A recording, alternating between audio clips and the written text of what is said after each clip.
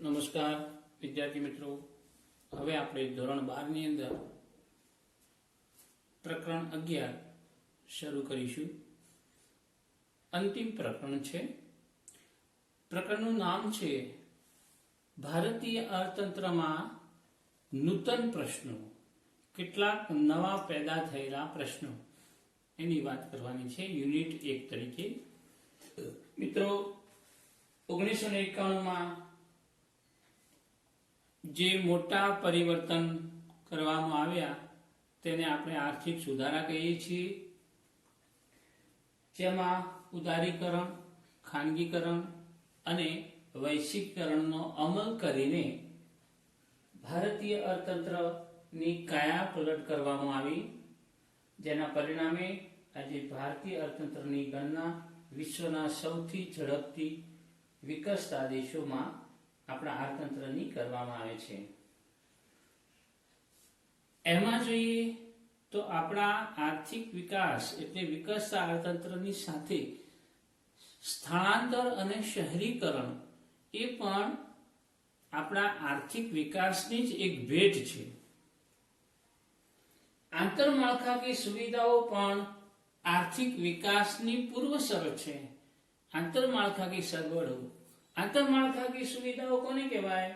તો આંતરમાળખાકીય સુવિધાઓ એટલે એવી વ્યવસ્થા કે સગવડોનો સમૂહ કે જે દેશના આર્થિક વિકાસ કે આર્થિક વૃદ્ધિ, આર્થિક સમૃદ્ધિ માટે આવશ્યક હોય. બીજા શબ્દોમાં કહીએ તો દેશમાં આર્થિક વિકાસ માટે જરૂરી પાયાની સુવિધાઓનો સમૂહ ને આ આંતરમાળખાકીય સુવિધાઓ કહેવામાં આવે છે. દેશના આર્થિક વિકાસ કે સમૃદ્ધિ માટે એની સાથે સંકળાયેલી આજે 3 વિવિધ બાબતો, 3 ક્ષેત્રો મહત્વના છે. એક છે સ્થળાંતર,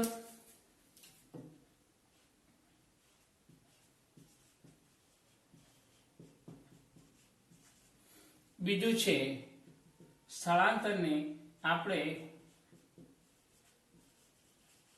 માઇગ્રેશન કહેવામાં આવે છે. બીજા ક્રમે શહેરીકરણ એટલે અર્બેનાઇઝેશન કહેવામાં આવે છે. અને ત્રીજા ક્રમે છે આંતરમાળખાકીય સુવિધાઓ એટલે ઇન્ફ્રાસ્ટ્રક્ચર સર્વિસીસ કહેવામાં આવે છે. આપણા અભ્યાસક્રમની અંદર આ વર્ષ પૂરતું સ્થળાંતર અને જે શહેરીકરણ બેની જ આપણે ચર્ચા કરીશું. સૌથી પહેલા આ વર્ષના અભ્યાસક્રમમાં આપણે સ્થળાંતર અને શહેરીકરણમાં સૌથી પહેલા સ્થળાંતરની વાત કરીશું, માઇગ્રેશન. મિત્રો, માઇગ્રેશન કોને કહેવાય? તો આમ તો એક સ્થળથી બીજા સ્થળે જવું તેને આપણે સ્થળાંતર કહીએ છીએ, પણ શાસ્ત્રીય પરિભાષામાં જોવા જઈએ તો સ્થળ બદલવાને સ્થળાંતર કહેવાતું નથી, પરંતુ જ્યારે વ્યક્તિ એક સ્થળેથી બીજા સ્થળે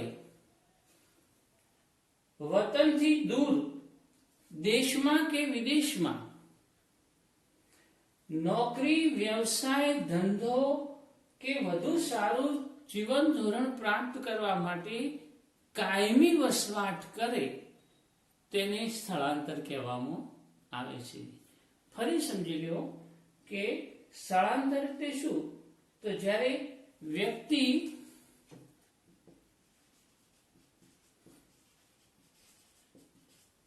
એક સ્થળેથી બીજા સ્થળે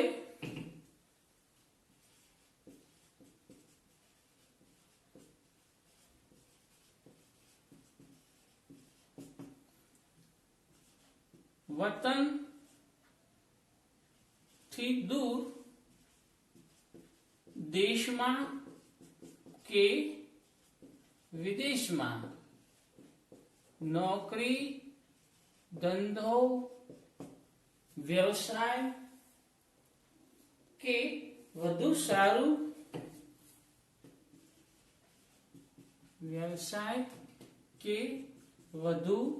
સારું જીવન ધોરણ પ્રાપ્ત કરવા માટે કાયમી વસવાટ કરે તેને સ્થળાંતર કહેવાય છે. મિત્રો, વ્યક્તિ એક સ્થળેથી બીજા સ્થળે વતનથી દૂર દેશમાં એટલે એક રાજ્ય છોડીને બીજા રાજ્યમાં કે વિદેશમાં બીજા દેશમાં નોકરી, ધંધો, વ્યવસાય કે વધુ સારું જીવન ધોરણ પ્રાપ્ત કરવા માટે એ એક સ્થળેથી બીજા સ્થળે કાયમી વસવાટ કરે, ત્યાં કાયમ માટે એનું પોતાનું રહેઠાણ કરી લે, તેને અર્થશાસ્ત્રની પરિભાષામાં સ્થળાંતર કહેવામાં આવે છે. મિત્રો, આ સ્થળાંતરના પ્રકારોમાં આપણે બે પ્રકાર મહત્વના છે. એક સ્થળ આધારિત સ્થળાંતર અને બીજા ક્રમે કારણ આધારિત સ્થળાંતર કહેવામાં આવે છે. હવે જે સ્થળ આધારિત સ્થળાંતર છે એને આપણે બે ભાગમાં વહેંચીશું. એક છે આંતરિક સ્થળાંતર અને બીજું છે વિદેશી આંતરરાષ્ટ્રીય સ્થળાંતર કહેવામાં આવે છે. કારણ આધારિત સ્થળાંતરને પણ આપણે બે ભાગમાં વહેંચીશું. એક આકર્ષણ સ્થળાંતર અને બીજું અપાકર્ષણ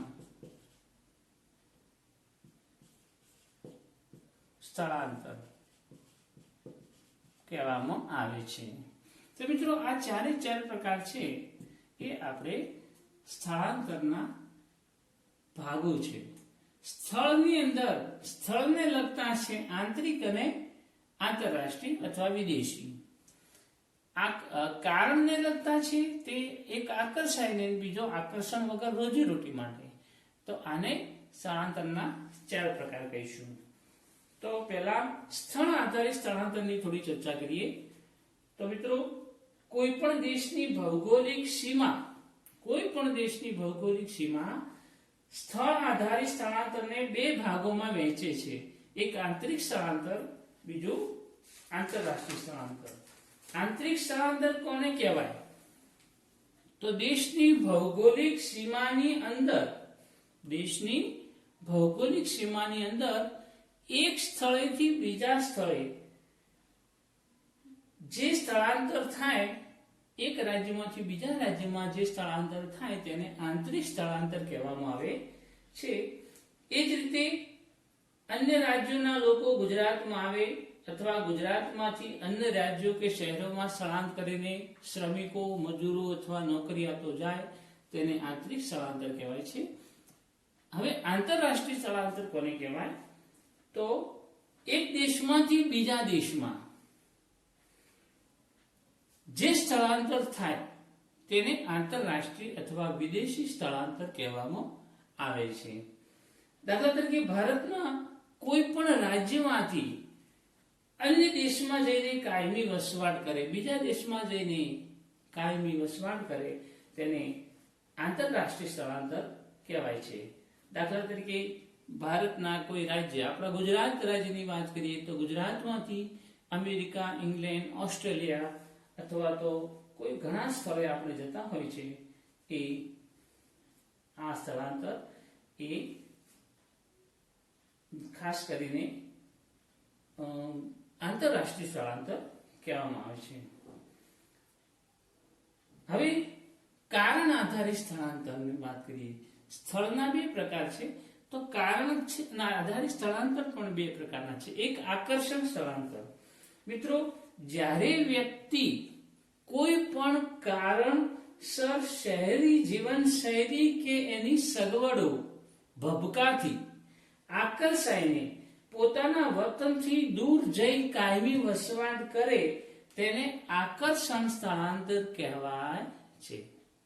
ફરી સમજી લો કે જ્યારે વ્યક્તિ કોઈ પણ કારણસર શહેરી જીવનશૈલી કે એની સગવડો થી આકર્ષાઈને પોતાના વતનથી દૂર વસવાટ કરે તેને આકર્ષણ સ્થળાંતર કહેવામાં આવે છે.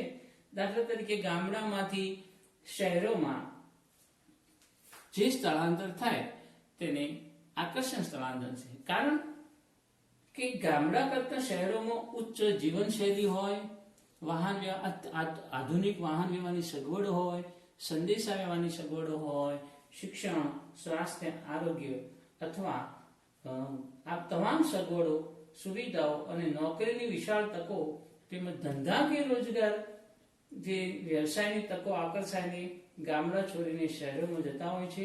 એટલે એ કાયમી વસવાટ કરે, ગામડા છોડીને શહેરોમાં જે કાયમી વસવાટ કરે તેને આકર્ષણ સ્થળાંતર કહી શકાય. હવે અપાકર્ષણ સ્થળાંતર કોને કહેવાય? જેને આ પુલ ફેક્ટર, આ પુશ ફેક્ટર. તો ગ્રામ્ય સમાજના લોકો પોતાના